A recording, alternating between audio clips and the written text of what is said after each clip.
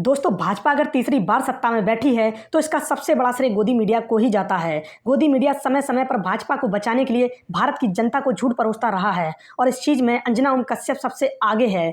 अंजना ओम आज की डिबेट में मोदी जी की तारीफ में कसीदे पढ़ रही थी। अंजना एक सर्वे में बता रही थी कि चुनाव के 2 महीने बाद भी कैसे मोदी जी राहुल गांधी से लोकप्रियता में आगे हैं। अंजना ओम के इस फेक नैरेटिव पर आलोक शर्मा को गुस्सा आ गया और आलोक शर्मा ने अंजना ओम को जमकर धो डाला।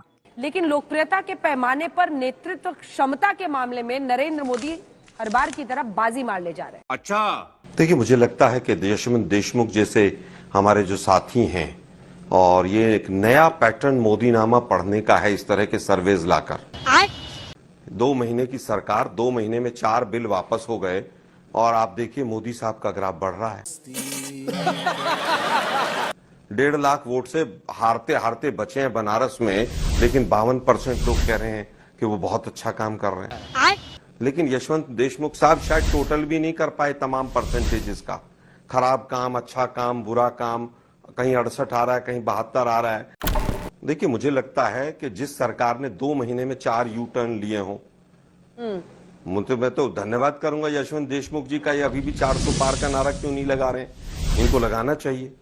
हरियाणा में बैठा हूं मैं, हरियाणा में इन्हीं के सी वोटर ने, इन्हीं ने टीवी पर बैठ के कहा था कि हरियाणा में बीजेपी की 83 सीट आ रही, 90 में से आई थी 40, और इस बार तो पूरा हिंदुस्तान का मीडिया 400 पार का नारा लगा रहा था बीजेपी के साथ साथ। गजब बेइज्जती है। क्या वो 400 पार हो गया था? ये हथियाई हुई सरकार है, इलेक्शन कमीशन, ईडी, सीबीआई के द्वारा हथियाई हुई सरकार है। ये बजट में आया तो बजट में भी 2 राज्यों को सब कुछ दे दिया, लेकिन उसके बावजूद मोदीनामा पढ़ने से ये तमाम जितने जो सेफोलॉजिस्ट अपने आप को कहते हैं वो पूरी तरह से चूक नहीं रहे, क्योंकि हरियाणा में, महाराष्ट्र में चुनाव है, मोदी जी की इज्जत तो बचानी पड़ेगी। इसके अलावा कुछ नहीं है। ये केवल और केवल साइकोलॉजिकल आई वॉश है और पूरी तरह से लोगों को भ्रमित करने का एक ये शो है। आप देखिए किस तरह से इन्होंने कहा, एक सवाल लिया कि बेस्ट पीएम कौन है, और अंजना जी आपने भी दोनों बाहें फैलाकर कह दिया। आप मुझे बताइए, 145 करोड़ लोगों का आपने मूड भांप लिया केवल 1.25 लाख लोगों से बात करके, और मोदी जी की बल्ले बल्ले कर दी आपने। दुर्भाग्यपूर्ण है कि इस तरह के शो चलाए जाते हैं।